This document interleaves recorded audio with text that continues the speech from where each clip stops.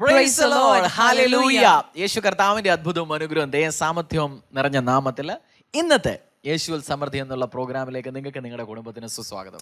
यीशु मसीह के प्रेम भरे नाम से, दया भरे नाम से, अनुग्रह भरे नाम से आज के यीशु में समृद्धि के एपिसोड में मैं आप सबका स्वागत करना चाहता हूं. എന്റെ വിശ്വാസമാണ് നിങ്ങൾ ഞങ്ങൾക്ക് ഞങ്ങളുടെ കുടുംബത്തിന് നോർത്ത് ഇന്ത്യയിലെ കർത്താവിന്റെ സുവിശേഷം മുന്നോട്ട് കൊണ്ടുപോകുന്നതിന് വേണ്ടി നിങ്ങൾ പ്രാർത്ഥിക്കുന്നുണ്ടെന്നും ഞങ്ങളെയും ഞങ്ങളുടെ കുടുംബത്തെ ഓർത്ത് പ്രാർത്ഥിക്കുന്നുണ്ടെന്നുമാണ് എന്റെ വിശ്വാസം.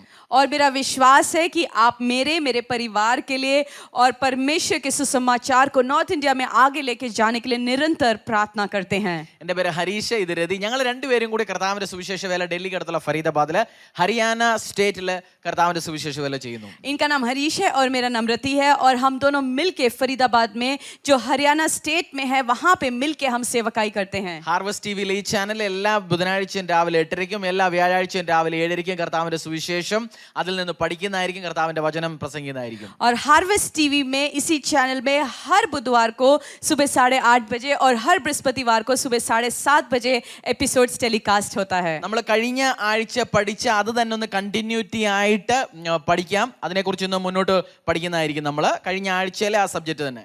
और जो पिछले हफ्ते हमने सीखा उसी को आज हम कंटिन्यू करेंगे. ലൂക്കോസിന്റെ സുവിശേഷം 10-ാമത്തെ അധ്യായം 25, 26, 27.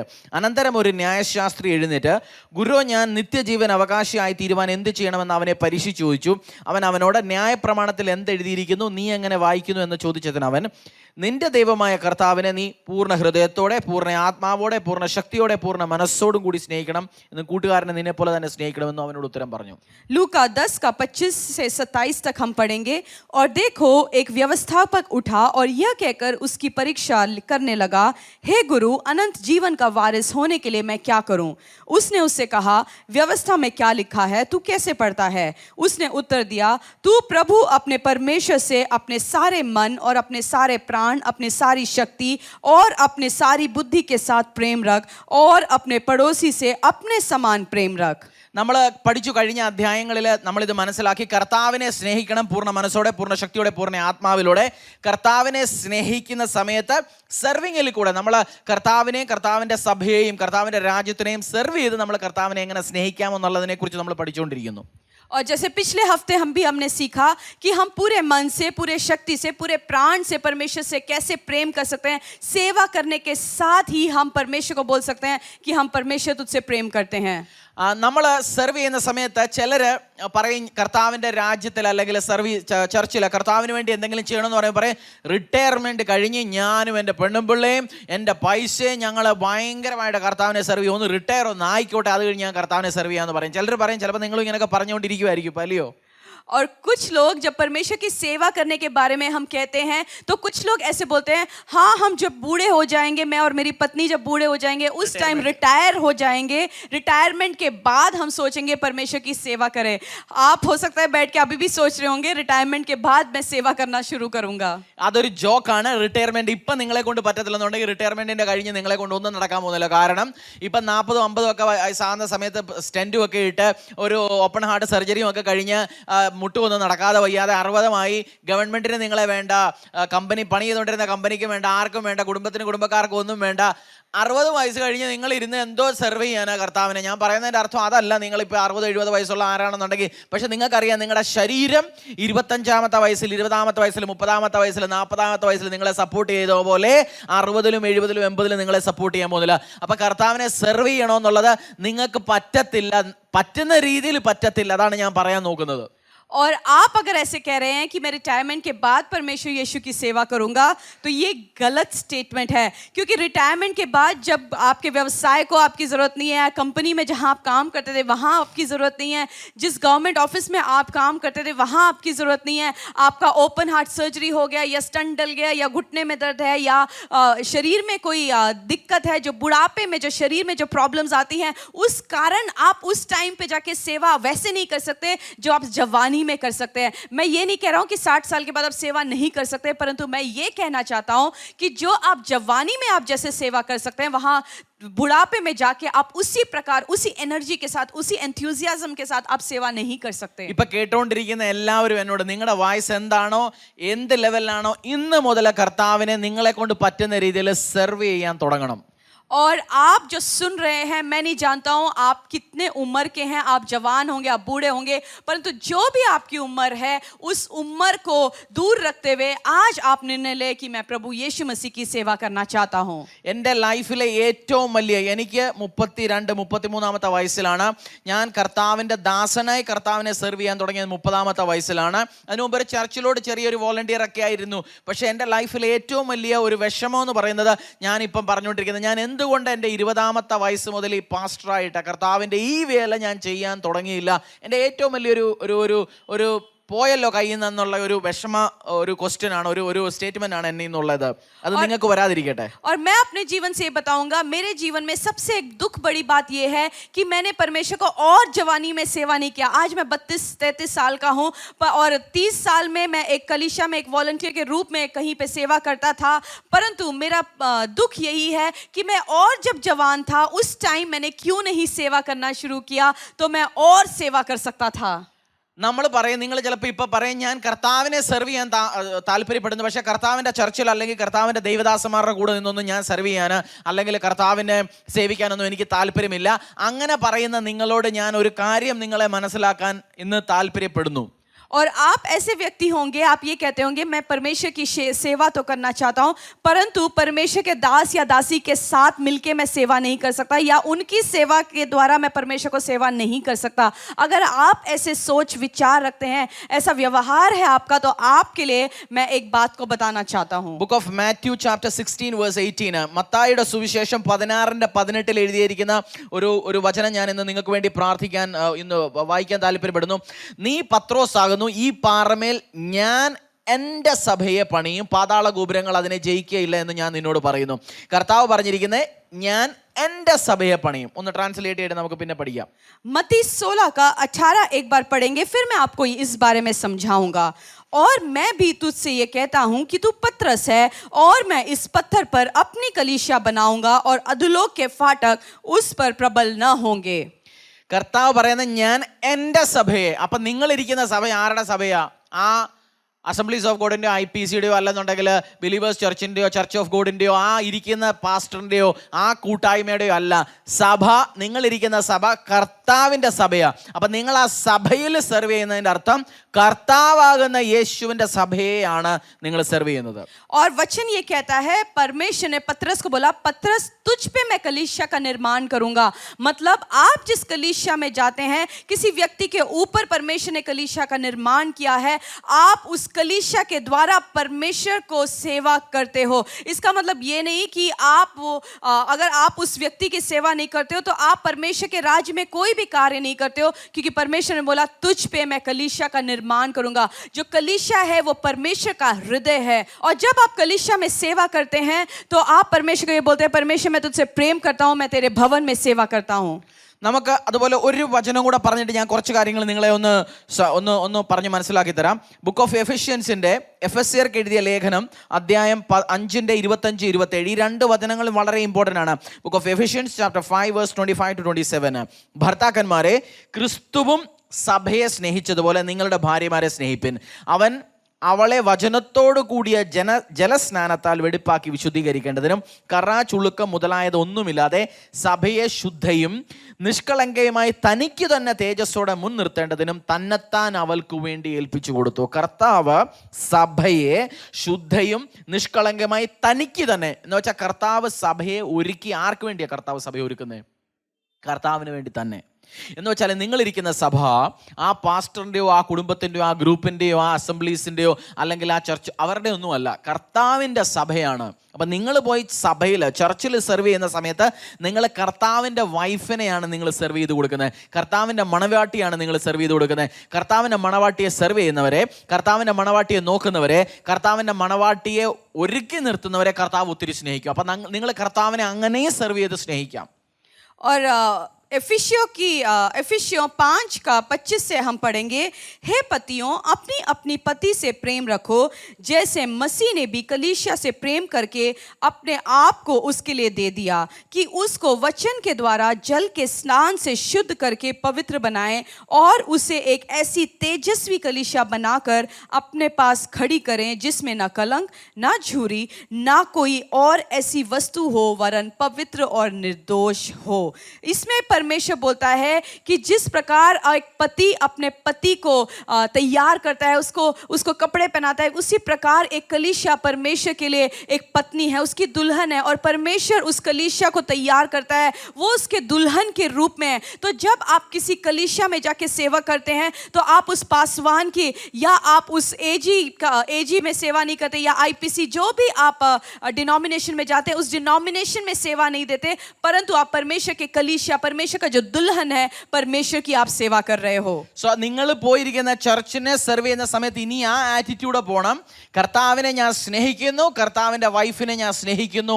അപ്പം കർത്താവിൻ്റെ വൈഫിനെ സ്നേഹിക്കുന്നവരെ, കർത്താവിൻ്റെ മണവാട്ടിയെ സ്നേഹിക്കുന്നവരെ കർത്താവും സ്നേഹിക്കും. നിങ്ങളുടെ ഒത്തിരി ഞാൻ അതാ എണ്ണി പറയുന്നത്, നിങ്ങളുടെ സഭയിൽ സെർവ് ചെയ്ത് തുടങ്ങുക. നിങ്ങളുടെ ദൈവദാസനോട് കൂടെ ചേർന്ന് എന്ന് ചോദിക്കും, ഞാൻ എന്തൊക്കെ ചെയ്യണം ഈ സഭയുടെ ഉന്നമനത്തിന് വേണ്ടിയിട്ട്, ഈ സഭ ഇനിയും സുന്ദരിയായിരിക്കാനാ, ഈ സഭ നല്ല രീതിയിൽ ഇരിക്കാനാ. നിങ്ങളുടെ സഭയിൽ നിങ്ങളുടെ ബിൽഡിങ് പെയിന്റ് ഇല്ലാതാണോ ഇരിക്കുന്നത്? പെയിന്റ് കണ്ടിട്ട് 25 വർഷമായി, ചർച്ച് 25 വർഷം മുമ്പ് ഉണ്ടാക്കി അവർ ചെയ്ത പെയിന്റ് ആണോ ഇപ്പോഴും? അതിനെ നിങ്ങളുടെ കുടുംബത്തിന് പറ്റുമെങ്കിൽ അതിന് മുഴുവൻ പെയിന്റ് മേടിച്ചു കൊടുത്ത് അതിനുവേണ്ടി പണിക്കാരെ ഏർപ്പെടുത്തി ആ സഭയൊന്ന് സുന്ദരമാക്കാം. ചർച്ചിന്റെ മുന്നിൽ കാട് പിടിച്ച് കിടക്കുമാണോ? നിങ്ങളുടെ ചെലവ് കൊടുത്ത് ഒരു ലേബറിനെ നിർത്തി നിങ്ങൾ അവിടെ എല്ലാം വെട്ടി വെളുപ്പാക്കി ഒന്ന് ആക്കിയേ. ഞാൻ പറയുന്നു, 20 ദിവസം ഇരുന്ന് ഉപവാസ പ്രാർത്ഥന നടത്തിയാൽ നിങ്ങളുടെ ആൻസർ വരത്തില്ലായിരിക്കും, പക്ഷേ ഈ ഒരു ദിവസം നിങ്ങൾ ഈ കാര്യം ചെയ്യുമ്പോൾ നിങ്ങളുടെ ആൻസർ കിട്ടും. ടെസ്റ്റ് ചെയ്ത് നോക്കിക്കോ. ഇത് ഞാൻ പറയുന്നത്, ഞാനൊരു പേപ്പറിൽ എഴുതി എഗ്രിമെൻ്റ് ഇട്ട് തരാം. സർവേ ചെയ്ത് നോക്കുക, കർത്താവിനെ പല അനുഗ്രഹങ്ങളും കിട്ടും. കാരണം എൻ്റെ ചർച്ചിൽ, എൻ്റെ അല്ല, കർത്താവ് തമ്പുരാൻ്റെ ചർച്ചിൽ, എന്നെ പാസ്റ്ററാക്കി വെച്ചിരിക്കുന്ന ആ ചർച്ചിൽ സെർവ് ചെയ്യുന്ന ഞങ്ങളുടെ വോളണ്ടിയേഴ്സിൻ്റെ ലൈഫിൽ ഇത്ര ടെസ്റ്റ് മണികളാണെന്ന് വെച്ചാൽ അമേസിങ്. സെർവ് ചെയ്യുന്നവർ, പ്രാർത്ഥിക്കുന്നവരെക്കാളും കൂടുതൽ സെർവ് ചെയ്യുന്നവരുടെ ലൈഫിൽ പ്രാർത്ഥിക്കുന്നുണ്ട്, അവർ സെർവ് ചെയ്യുന്നുണ്ട്. അതുകൊണ്ട് ഇത്ര ടെസ്റ്റ് മണികളാണ് വരുന്നത്. അൺബിലീവബിൾ ടെസ്റ്റ് മണീസാണ് വന്നുകൊണ്ടിരിക്കുന്നത്. इसलिए मैं आपको बार बार कहता हूं कि अगर आप प्रभु यीशु मसीह से प्रेम करते हैं तो उस कलीसिया में जिसके आप भागी हैं वो परमेश्वर की दुल्हन है। परमेश्वर के दास के साथ उस दुल्हन में जाके आप परमेश्वर की सेवा कीजिए।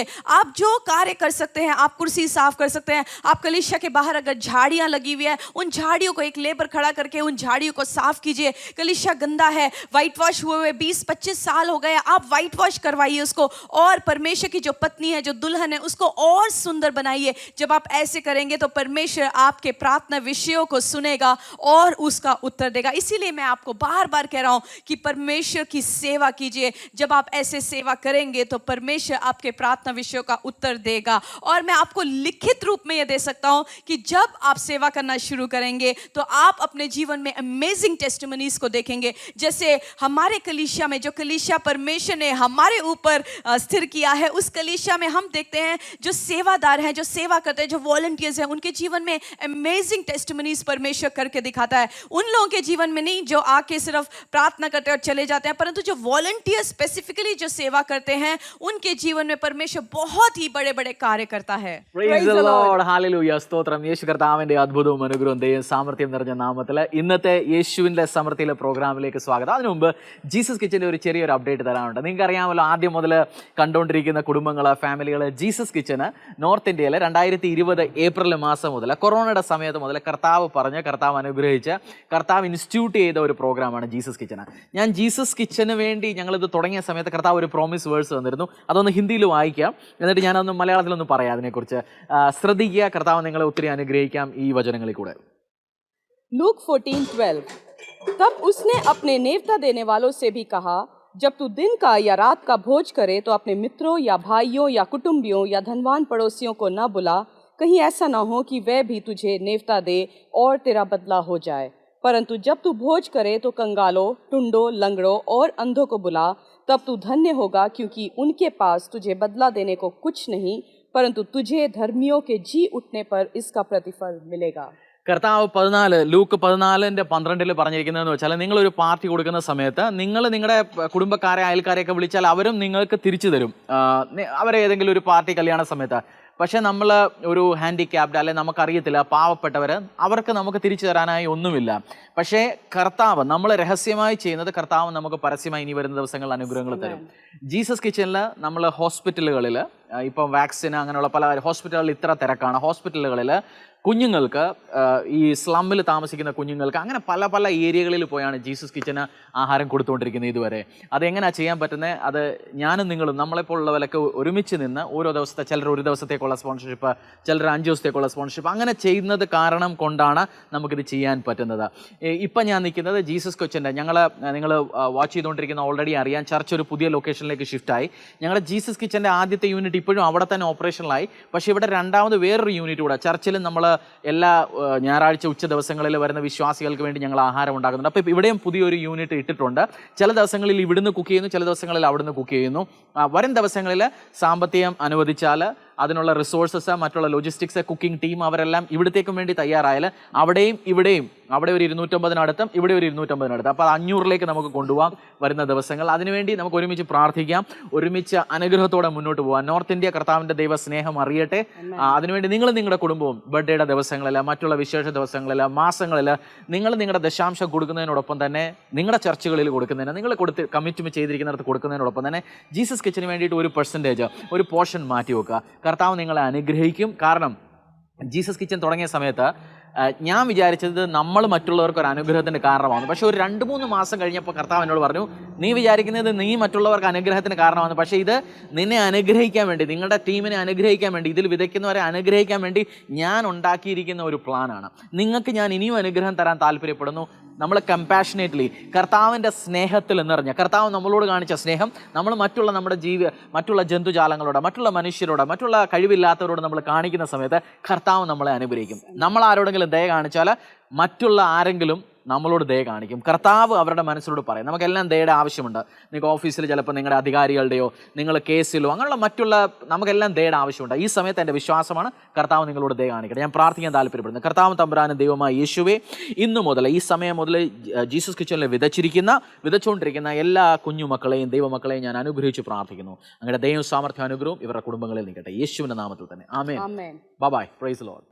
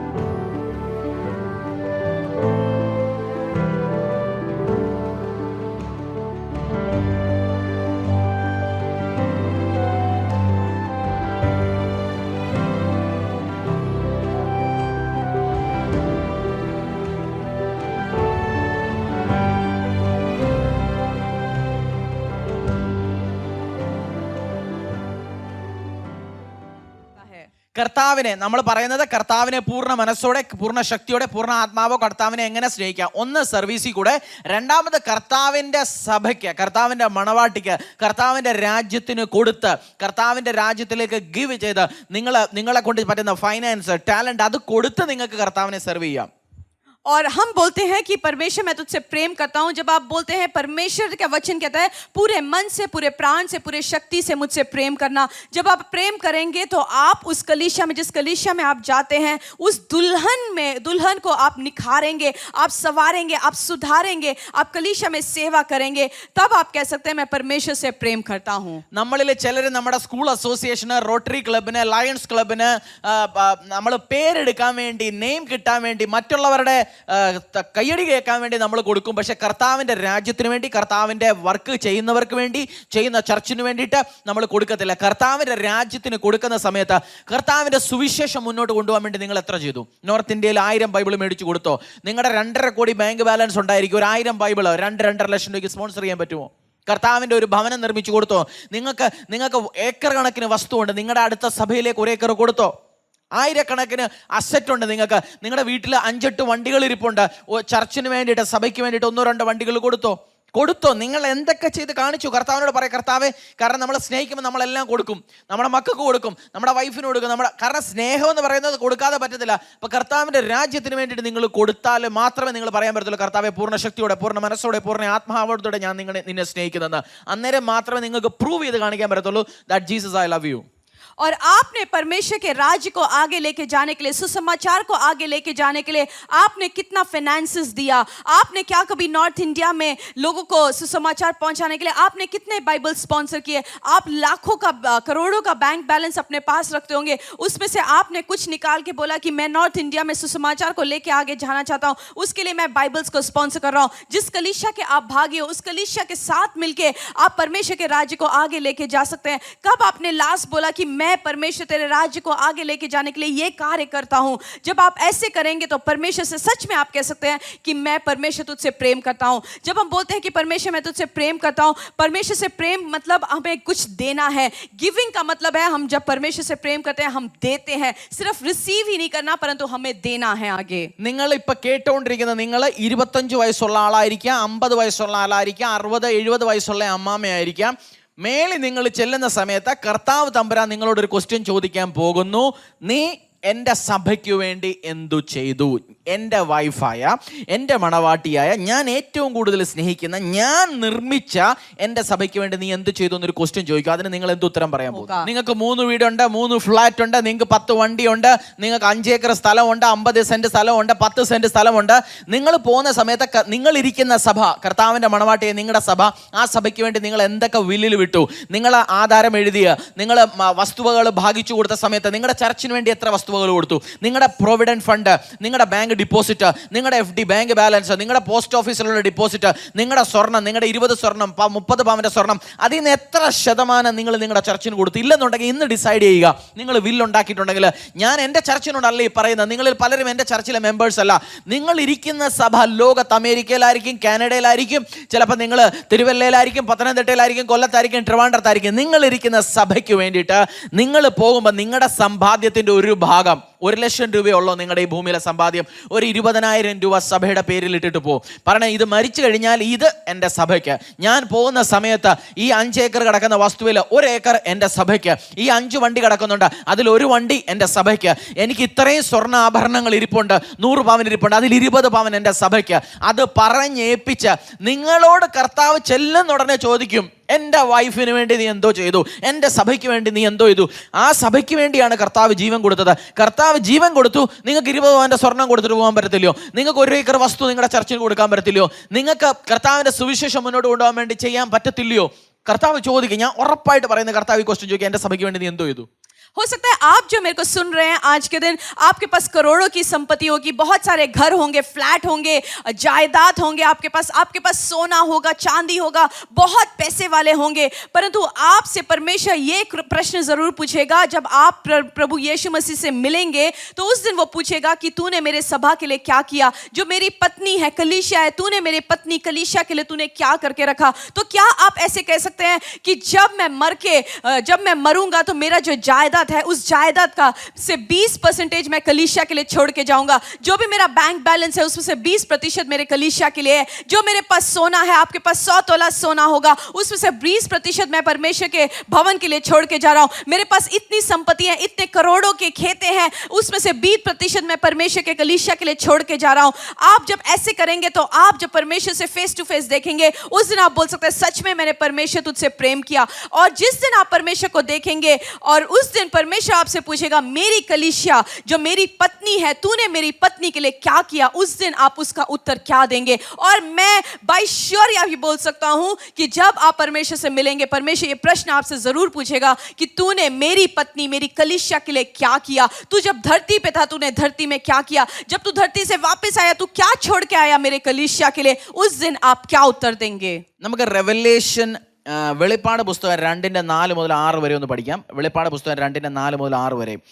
എങ്കിലും നിന്റെ ആദ്യ സ്നേഹം വിട്ടുകളഞ്ഞു എന്ന് ഒരു കുറ്റം നിന്നെക്കുറിച്ച് പറവാനുണ്ട്. നീ അതിൽ വീണിരിക്കുന്നു എന്ന് ഓർത്ത് മാനസാന്തരപ്പെട്ട് ആദ്യത്തെ പ്രവൃത്തി ചെയ്യുക. അല്ല ഞാൻ വരികയും നീ മാനസാന്തരപ്പെടാഞ്ഞാൽ നിന്റെ നിലവിളക്ക് അതിൻ്റെ നിലത്തു നിന്ന് നീക്കുകയും ചെയ്യും. प्रकाशित वाक्य 2:4 से लेकर 6 एक बार हम पढ़ेंगे। पर मुझे तेरे विरुद्ध यह कहना है कि तूने अपना पहला सा प्रेम छोड़ दिया है, इसलिए स्मरण कर कि तू कहां से गिरा है और मन फिरा और पहले के समान काम कर। यदि तू मन न फिराएगा तो मैं तेरे पास आकर तेरे दीवट को उसके स्थान से हटा दूंगा। കർത്താവ് പറയുന്ന ആദ്യത്തെ പോലെ നീ എന്നെ സ്നേഹിക്കുക. First love. നമ്മളെല്ലാം കർത്താവിനെ അറിഞ്ഞ സമയത്ത്, കർത്താവിലേക്ക് വന്ന സമയത്ത് കർത്താവിനെ ഭയങ്കരമായിട്ട് സ്നേഹിക്കുമായിരുന്നു. കർത്താവ് എന്ത് പറഞ്ഞാലും ചെയ്യുമായിരുന്നു. ഇപ്പം ആദ്യം നമ്മൾ ചെയ്ത പല കാര്യങ്ങളും ഇപ്പം നമ്മൾ ചെയ്യുന്നില്ല. ആദ്യം ഇരുന്ന് പ്രാർത്ഥിക്കുന്ന പോലെ പ്രാർത്ഥിക്കുന്നില്ല, ആദ്യ സമയത്ത് കൊടുത്ത പോലെ കൊടുക്കുന്നില്ല. ആദ്യ സമയത്ത് കർത്താവിൻ്റെ സഭയിൽ പോയി ഞായറാഴ്ച ശനിയാഴ്ച മറ്റുള്ള ദിവസങ്ങളിൽ ഇടപ്രാർത്ഥനയ്ക്കുമൊക്കെ പോയി പലത് ചെയ്തുകൊണ്ടിരിക്കുമായിരുന്നു. ആദ്യത്തെ സമയത്ത് കർത്താവിലേക്ക് വന്ന സമയത്ത് നോർത്ത് ഇന്ത്യയിലെ സുവിശേഷത്തിന് വേണ്ടി ചെയ്യുമായിരുന്നു, കർത്താവിൻ്റെ ഇവാഞ്ചലിസ്റ്റ് വർക്കുകൾക്ക് വേണ്ടി ചെയ്യുമായിരുന്നു. കർത്താവ് മുഖം നോക്കാതെ കർത്താവ് പറയുന്നത് നിങ്ങൾ കേൾക്കുമായിരുന്നു. ഇപ്പം അതൊന്നും ചെയ്യുന്നില്ല. അതാ കർത്താവ് പറയുന്നത്, ആദ്യം സ്നേഹിച്ച പോലെ നീ എന്നെ സ്നേഹിക്കുക. और परमेश्वर का वचन ये हमें बताता है, परमेश्वर बोलता है कि तू पहला सा प्रेम मुझसे नहीं करता। इसका मतलब जब आपने प्रभु यीशु मसीह को अपने उद्धारकर्ता परमेश्वर के रूप में स्वीकार किया था, उस टाइम जो जो कार्य आप करते थे परमेश्वर के लिए, वो कार्य आप अभी नहीं कर रहे। उतने एक्साइटमेंट के साथ, एंथुसियाज्म के साथ आप नहीं कर रहे। आप जैसे पहले प्रेयर करते थे, प्रार्थना करते थे, वैसे नहीं कर रहे। आप जैसे पहले सेवा करते थे, वैसे नहीं कर रहे। तो परमेश्वर बोलता है तू पहला सा प्रेम मुझसे अब नहीं कर रहा, क्योंकि बहुत साल बीत गए हैं, इसलिए तेरा प्रेम अब ठंडा पड़ गया है। ഞാനൊരു കാര്യം പറയാം. ഈ ഇടയ്ക്ക് ഒരു ബുധനാഴ്ച പ്രാർത്ഥന ഞങ്ങളുടെ 7 മണിക്ക് തുടങ്ങാൻ പോകുമായിരുന്നു. അപ്പോൾ 6:30 ആയപ്പോൾ എനിക്കൊരു ന്യൂസ് കിട്ടി. ഒരു ചർച്ചിൽ സേവ് ചെയ്യുന്ന ആളോ അല്ലെങ്കിൽ സ്റ്റാഫോ ടീമോ ഒരാൾ വിചാരിച്ചു, അപ്പം അവർ എൻ്റെ ശരീരത്തിന് അപകടം പറ്റാമായിരുന്ന ഒരു കാര്യം അവർക്ക് അറിഞ്ഞിട്ട് അവരെന്നെ അത് പറഞ്ഞില്ല. അവർ ചോദിച്ചോ മറന്നുപോയതെന്ന്. അപ്പോൾ എൻ്റെ മനസ്സിനെ ഒത്തിരി ടച്ച് ചെയ്തു. ഞാൻ അവരോട് പറഞ്ഞു, നിങ്ങൾ നിങ്ങളുടെ മകനോ അല്ലെങ്കിൽ നിങ്ങളുടെ മകളോ നിങ്ങളുടെ വൈഫോ നിങ്ങളുടെ ഹസ്ബൻഡോ ആരെന്നുണ്ടെങ്കിൽ നിങ്ങൾ ഇങ്ങനെ ഇരിക്കുമോ? നിങ്ങൾ അതിന് ഇമ്മീഡിയറ്റ്ലി അതിന് വേണ്ടി ഒരു ആക്ഷൻ എടുത്ത് അവരെ പ്രൊട്ടക്റ്റ് ചെയ്യാൻ നോക്കത്തില്ലായിരുന്നോ? പക്ഷെ നിങ്ങൾ എന്നെ സ്നേഹിക്കുന്നില്ല. എൻ്റെ മനസ്സിനെ അത് ഒത്തിരി ടച്ച് ചെയ്തു. നിങ്ങൾ എൻ്റെ കൂടെ വർക്ക് ചെയ്യുന്നു, അല്ലെങ്കിൽ നിങ്ങൾ എൻ്റെ കൂടെ ഇത്രയും ആളുകളുണ്ട്, നിങ്ങൾ എന്താ അങ്ങനെ ചെയ്തേ?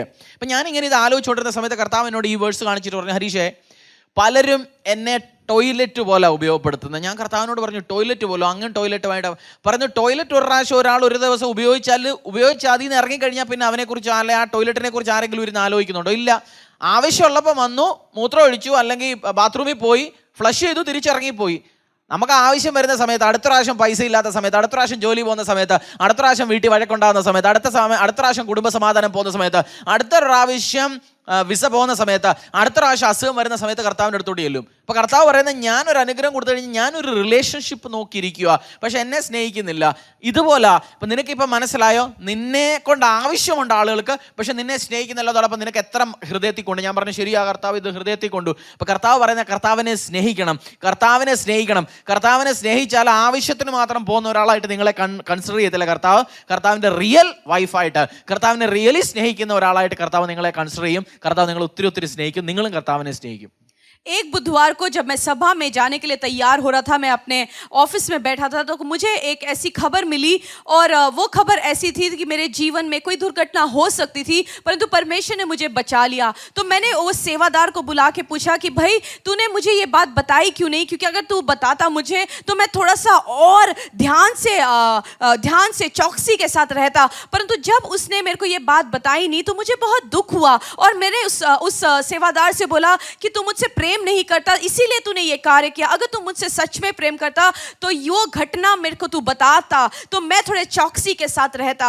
और जब मैं उस दिन बैठा हुआ था अपने प्रार्थना रूम में, जब बैठा हुआ था, परमेश्वर ने मुझे बात बताई कि हरीश, बहुत सारे लोग, बहुत सारे विश्वासी मुझे एक टॉयलेट के रूप में इस्तेमाल करते हैं। परमेश्वर ने मुझे एक टॉयलेट दिखाया, और परमेश्वर ने वो फ्लश करते हुए दिखाया, और परमेश्वर ने बोला कि बहुत सारे विश्वासी एक टॉयलेट जैसे यूज करते हैं। जब भी जरूरत पड़ती है वो टॉयलेट में जाते हैं, वो यूज करके फ्लश करके बाहर निकल आते हैं, फिर जब नेक्स्ट जरूरत पड़ती है फिर ही दोबारा टॉयलेट में जाते हैं। उसी प्रकार हम विश्वासी भी कई बार ऐसे होते हैं, जब हमारे जीवन में परेशानी होती है, जब दिक्कतें आती हैं, प्रॉब्लम आती हैं, बीमारियां आती हैं, उसी टाइम हम परमेश्वर के नजदीक जाते हैं, हम आशीष को लेते हैं और फ्लश जैसे करते हैं, फ्लश करके परमेश्वर को भूल जाते हैं। तो परमेश्वर ने बोला, सोच, तेरे को इतना बुरा लग रहा है, तो मैं परमेश्वर यहोवा, मुझे कितना बुरा लगता होगा जब विश्वासी लोग मेरे साथ ऐसे करते हैं। കർത്താവിനെ സ്നേഹിക്കുക, കർത്താവിൻ്റെ സ്നേഹത്തിൽ കൂടുക. ഞാൻ ഒത്തിരി കാര്യങ്ങൾ ഇതിനെക്കുറിച്ച് പറഞ്ഞ് മനസ്സിലാക്കാനുണ്ട്. കർത്താവ് അവസരം തരുവാണെങ്കിൽ ഇനി വരുന്ന ദിവസങ്ങളിൽ നമുക്ക് ഡിസ്കസ് ചെയ്യാം. കർത്താവ് നിങ്ങളെ അനുഗ്രഹിക്കട്ടെ. കർത്താവിനെ സ്നേഹിക്കുക, പ്രാർത്ഥന കാളിലും കൂടുതൽ നിങ്ങൾ കർത്താവിനെ മനസ്സറിഞ്ഞ് പൂർണ്ണ മനസ്സോടെ, പൂർണ്ണ ഹൃദയത്തോടെ, പൂർണ്ണ ആത്മാവോടെ സ്നേഹിക്കുക. കർത്താവ് നിങ്ങളെ ഒത്തിരി ഒത്തിരി അനുഗ്രഹിക്കട്ടെ. Praise the Lord. ബൈ.